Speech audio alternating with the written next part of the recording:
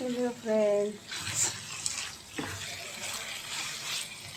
ప్రపంచంలో ఎక్కడున్నా సరే వాటర్ ప్రాబ్లం. ఎన్ని వేల అద్దె కట్టినా మే నెల వస్తే చాలు వాటర్ ప్రాబ్లం.